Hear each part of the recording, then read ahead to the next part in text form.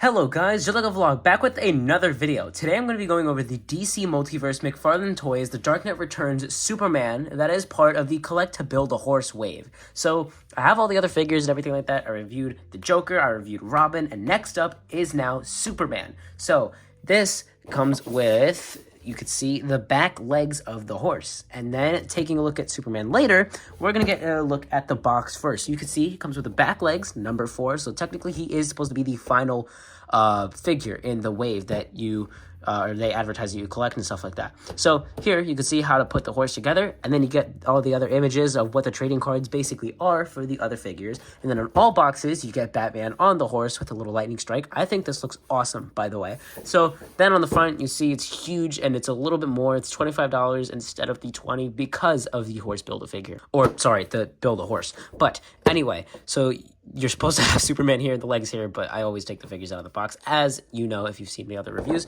you can see over there it says 22 moving parts right over there. Then it says Batman, The Dark Knight Returns. Then on the side, it also says Batman, The Dark Knight Returns, Superman. Then on the top, it also says Batman, The Dark Knight Returns. And then on the back, it says Batman, The Dark Knight Returns. So we have all of that there. And then on the bottom, doesn't say it. No, we just have DC Multiverse Superman. Anyway, that is going to be enough. Let's get over the accessories. Alright, taking a look at the accessories, we actually get quite a bit here. We get the 2 open hands for Superman there, and then we actually get 2 punching hands. So you can have one hand open, one hand closed, both hands open, or both hands closed. Finally, this is what I want from a lot of McFarlane figures, or like pretty much it'd be cool if it was for all of them. Just hands, interchangeable hands, or it could just be fist hands. Just not like one open and one closed and then no other hand, especially for other figures like the Flash. Anyway, I'm getting off topic. Yes, this is exactly what I want. I'm perfectly fine with this. Other head sculpts and everything like that. That I'm not even gonna complain about that. I wish we could get those, but I'm fine with that. We have the generic DC display stand, which we always have, but I think we should have gotten the flight stand. However, I think that if we did, then they wouldn't have as much to put in effort for the Build-A-Figure, or for the horse. I keep calling it a Build-A-Figure, but for the horse, so I'm honestly fine with it. And then the trading card, which although it is the figure, I like it. I love these trading cards. And then on the back, you have a huge bio for Superman, and on the front, you can see Superman, he looks really cool over there. So that is all the accessories. Let's get on to the actual figure. Alright, so taking a look at Superman himself, the head sculpt, a lot of people don't like. I actually do. I don't mind it. I know he does look kind of odd like this in the comics, and some of them, may not be exactly like this, but this is what he looks like in the comics. This is what he looks like in Frank Miller's The Dark Knight Returns a little bit. So it's not like, completely exact, but I also see it there, which I'm fine with. So the head sculpt is fine for me. The S is good. One of the biggest things that I don't like is he has no S on the back. I feel like if you're going to have a Superman with the S on the back, you need to put it on the figure as well. Now it just looks like it's supposed to be there and it's missing. Now over to here, the belt. This is also inaccurate. There's supposed to be some parts of red in there, which I wish they would have done that. But you can just, I think, do that and just touch it up. But still, I shouldn't have to. So that is another little thing that's wrong about the figure. Now, back onto the looks, there's not much going on. You have muscle definition, you have all of this stuff, it looks fine, plus wrinkles, so it's not just one swapped out for the other. You can see the definition for the legs and everything. I think the Superman looks good. I like how broad the chest is. I like how skinny the waist is and everything. I like how we have the huge legs for this thing. It looks good, and it looks like it should be for this figure. An example of what it shouldn't look like is this Three Jokers Batman. Right here. Legs are wimpy, right? They're too long, okay? So you can see they even go up higher than Superman's, which makes the torso look smaller. Yes, Superman does have, it looks like he has a small torso, but the legs just balance it out. It looks good. So you actually have muscle definition for these. It just overall looks better. It makes the figure better shaped and everything. This looks like a very big Superman and a good superhero. So I do like that. And then going on to kind of the side, this does look a little weird for me. Like, it looks like either the diaper should be brought down more a little bit, or like we should get like another little bit there, a little bit more room. But that's not a horrible complaint. Now on the looks, I hope you could see this, the joint parts of the legs or of the knees are actually a darker blue than the regular color. Oh, that just went back. Than the regular color for the entire Superman. So From afar, it does look a little weird. I'm going to get Batman out of the way, but that does look a little odd there. Now, about the cape here, it's not heavy, it's just stiff, which that's something that's a common thing. Like, her cape is quite stiff, his is quite stiff. The only ones that's, like, actually loose is Batman. His is, just kind of more free and out like that a little bit. So I find that odd.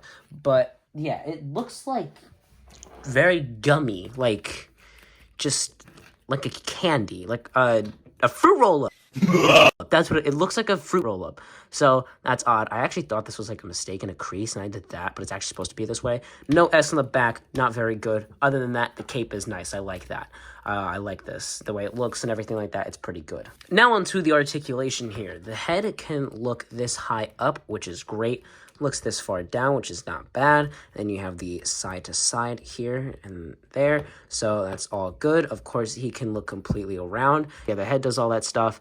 And then the torso, let's see, no forward at all. This is because the way they do it is the ball that connects up to this top part of the torso here, that is already pushed forward by default, and then they just sculpt in the mini kind of room that you have. They sculpt in that room that you have to push him forward. So they can actually have him move forward a lot. It's just that they have a giant dip there in the lower torso where the ball comes out.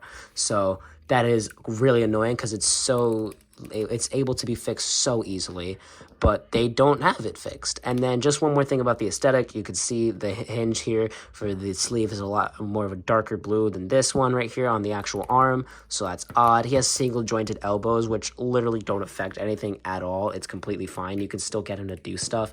It may be a little more difficult to get him to actually touch his chest, I noticed, but it's not like horrible. You could still have a lot of fun and good posability with this figure, or with what's given and everything like that with single jointed elbows. You have the butterfly joints, which are pushed out a little bit, so it does help with range. You can move him up you can move his arm up like that, that far down. You can move it in or back to make his posture look better and stuff like that, which is good.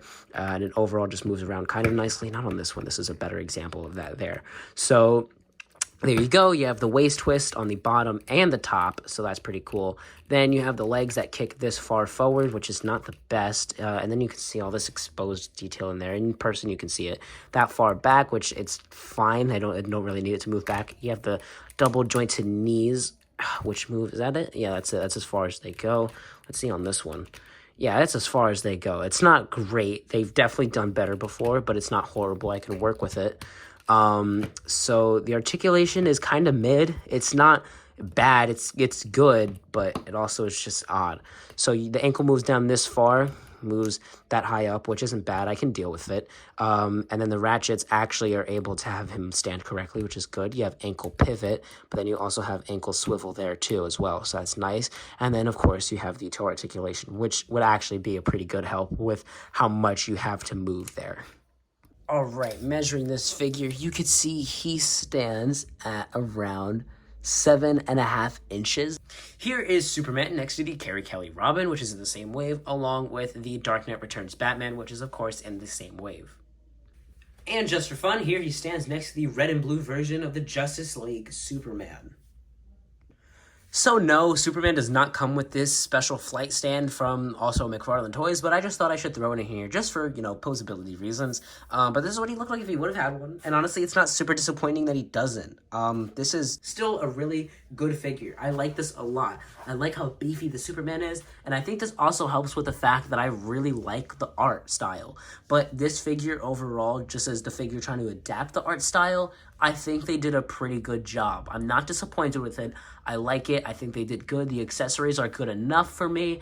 And I think this is generally just a good Superman figure. It's not bad. You just have to purposely, or you just have to really dig this style here with the face and everything. But just the body and everything like that, and from down, it looks good, like a normal Superman could pass by. But then obviously here, you can see that this stands out as the Frank Miller version. But if you like that, and you want to get a Superman figure from the Dark Knight Returns that is not a Mafex, and it's actually good, or pretty good, then here you go. You have him right here. This is a good pickup, I think, in my opinion. And with all that being said, that is going to end it. Thank you guys so much for watching. If you've enjoyed, please give this video a like and subscribe if you're new, and turn notifications on so you know when I post more videos like this. I have multiple videos coming on the way. I have some Dark Knight Returns stuff. I got a bunch of, Lego stuff coming on the way, Spider-Man, all that stuff. There's going to be a lot of content in 2023 that's going to be awesome, and if you don't want to miss it, please turn notifications on and come back to watch all of those videos when they are posted. Thank you guys again, and I will see you in the next video.